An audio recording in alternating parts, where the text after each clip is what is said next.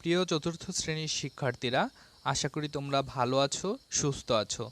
আজকে আমরা তোমাদের বাংলা বিষয়ের তৃতীয় সপ্তাহের বাড়ির কাজ বা তৃতীয় অ্যাসাইনমেন্টটির সমাধান করব।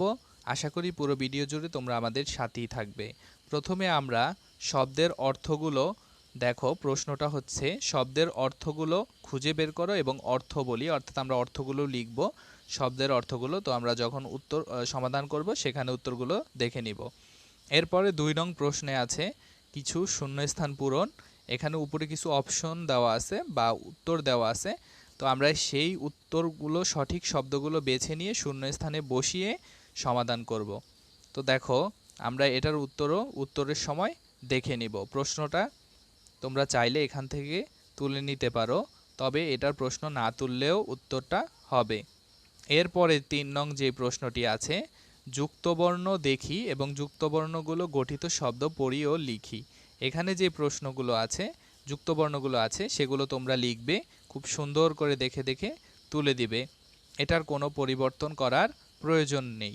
দেখো, আমি আবারও বলছি, এটার উত্তর আমরা এখানেই দিয়েছি, এটার উত্তর দেওয়াই আছে, এজন্য আমরা এটার আর কোনো উত্তর দিচ্ছি না। তোমরা এখান থেকেই উত্তরগুলো লিখে দিবে। 3 নং প্রশ্নের উত্তর। এরপরে 4 নং প্রশ্নের উত্তর, বাক্য রচনা করি। তো বাক্য রচনা কিভাবে করতে হবে সেটা আমরা দেখিয়েছি এবং এই বাক্যগুলোর এই শব্দগুলোর বাক্য রচনা আমরা তৈরি করে দিয়েছি। উত্তর অংশে আমরা সেটা দেখে নিব। এরপরে 5 নং প্রশ্নের উত্তর, বাম পাশের বাক্য অংশের সাথে ডান পাশের বাক্যগুলো কিভাবে মিল করব এবং মিল করে একটা উত্তর আমরা দিয়েছি, সেটা তোমরা উত্তর অংশ থেকে লিখে নিবে। এরপরে 6 নাম্বার, একই শব্দের বিভিন্ন অর্থ শিখি ও বাক্য তৈরি করি। এখানে বিভিন্ন শব্দের অর্থ, এখান থেকে আমরা কি করব, একই শব্দের বিভিন্ন অর্থ শিখে নিব এবং বাক্য তৈরি করব। তো সেটা আমরা উত্তর থেকে শিখে নিব। এরপরে কয়েকটি প্রশ্ন আছে, প্রশ্নগুলোর উত্তর আমরা উত্তর অংশে দেখে নিব। এই পর্যন্তই আজকের মতো এই অংশটা। আশা করি তোমাদের ভালো লাগবে। তো আমরা সরাসরি উত্তরে চলে যাচ্ছি। তো আমরা প্রথমে 1 নং উত্তরটা দেখে নিব। দেখো, 1 নং প্রশ্নের উত্তরে আছে শব্দের অর্থ, সেগুলো আমরা জেনে নিব। দিগ্বিজয়, চারদিকে নানান জায়গা জয় করা। এরপর আছে সেনাপতি, সেনা দলের প্রধান। এরপর রাজত্ব, রাজার শাসন যেখানে চালু আছে। জয় ঢাক, জয়ী হওয়ার পর যে ঢাক বাজানো হয়। চর, গোপন খবর সংগ্রহ করেন যিনি। দূত, বার্তাবাহক। অগোচর, চোখের আড়ালে থাকা। এর পরেরটা জেনে নিব আমরা। খাপ্পা, অর্থ রাগান্বিত হওয়া। অনুবৃক্ষণ, চোখে দেখা যায় না এরকম জিনিস দেখার যন্ত্র। ফৌজ, অর্থ সৈনিক, অস্ত্র, যা দ্বারা শত্রুর মোকাবেলা করা যায়। সন্ধি, চুক্তি হওয়া।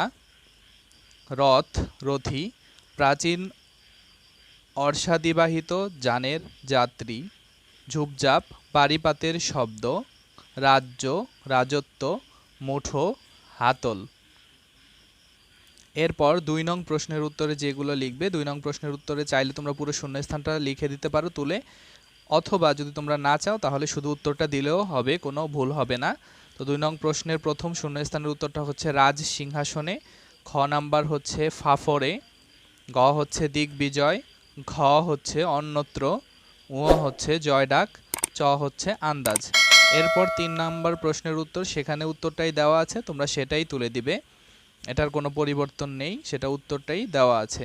এরপরে 4 নং যে প্রশ্নটা আছে, দেখো 4 নং প্রশ্নের বাক্য গঠন, বাক্য গঠনগুলো আমরা উত্তরটা দেখে নিচ্ছি। রাজ্য, রাজ্য শব্দ দ্বারা বাক্য গঠন করতে হবে। ছোট রাজ্য জয় করে রাজা সিংহাসনে বসলেন। এরপরে দ্বিতীয়টা হচ্ছে চর, চর এসে রাজাকে খবর দিল।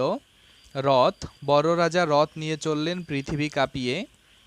মুঠো, বড় রাজা হাত খুলে দেখলেন মুঠো খালি। রাজ সিংহাসন, রাজ্য জয় করে রাজা রাজ সিংহাসনে বসলেন। এখানে যেই শব্দটা দিয়ে আমরা বাক্য গঠন করব, আমরা চেষ্টা করব সেই শব্দটার নিচে একটা দাগ দিয়ে দিতে, অর্থাৎ সেই শব্দটার নিচে যদি আমরা দাগ দিয়ে দিই তাহলে সেই শব্দটা আমরা চিহ্নিত করা সহজ হবে। এরপর 5 নং প্রশ্নের উত্তর, 5 নং প্রশ্নের প্রথম উত্তরটা হচ্ছে এটা বাম এবং ডান আমাদের ছকটা মিলাতে বলেছে, তো আমরা ছকটা মিলিয়ে এখানে উত্তরটা লিখেছি। বড় রাজা আর ছোট রাজা দিক বিজয় করতে চললেন, ক্রমে ক্রমে মস্ত বড় পৃথিবী বড় রাজা জয় করে ফেললেন। ছোট শহর এতটাই ছোট যেখানে হাতি চলে না, ঘোড়া চলে না। বড় রাজার আঙুল ফুলে ঢোল হয়ে উঠল, বড় বড় অস্ত্র বড় জিনিসকেই লক্ষ্য করে। তো এভাবে বাম ডান মিলিয়ে আমরা এই উত্তরটা লিখেছি। এরপরে প্রশ্নের উত্তরে চলে যাব। ৬ নং প্রশ্নের উত্তরে যে শব্দগুলো আছে সেগুলোর অর্থ দেওয়া আছে, তোমরা অর্থসহ বাক্য লিখবে। আমি অর্থটা তুলিনি, তোমরা অর্থটা প্রশ্নে দেওয়া আছে সেখান থেকে তুলে এরপরে বাক্যগুলো সুন্দরভাবে লিখে দিবে। চর, চর এসে বড় রাজাকে খবর দিলেন। এরপরে যে চর সেটা হচ্ছে শরৎকালে নদীর চলে কাশফুলে ভরে যায়, চলা তোমার চলা সুন্দর করো। এরপরের চলা অন্যের কাঁধে ভর দিয়ে বেশি দিন চলা যায় না। তো অন্যান্য উত্তরগুলো এখানে দেওয়া আছে, প্রশ্নের উত্তরটা আমরা দেখে নিচ্ছি। বড় রাজা কিভাবে রাজ্য জয় করতে বের হলেন? বড় রাজা বড় বড় হাতি ঘোড়া কামান বন্দুক সাজিয়ে মস্ত জয়ঢাক পিটিয়ে বড় বড় সেনাপতির সঙ্গে বড় বড় রাজ্য জয় করতে বের হলেন। পরের প্রশ্ন, বড় রাজা ছোট রাজার উপর রেগে গেলেন কেন? যুদ্ধে হেরে গিয়ে বড় রাজা ছোট রাজার সাথে সন্ধি করতে চাইলেন। ছোট রাজা বড়তে ছোটতে সন্ধি হলে কি হয় সে কথা বড় রাজা জানে কি না সে প্রশ্ন তুলে সন্ধি করা থেকে বিরত থাকলেন। বড় রাজা তাই ছোট রাজার উপর রেগে গেলেন। আমরা এর পরের প্রশ্নের উত্তরগুলো পর্যায়ক্রমে দেখে নিচ্ছি। দেখো, এর পরবর্তী প্রশ্নের উত্তরটা হচ্ছে গ, বড় রাজা কেন ছোট রাজ্যকে জয় করতে পারলেন না?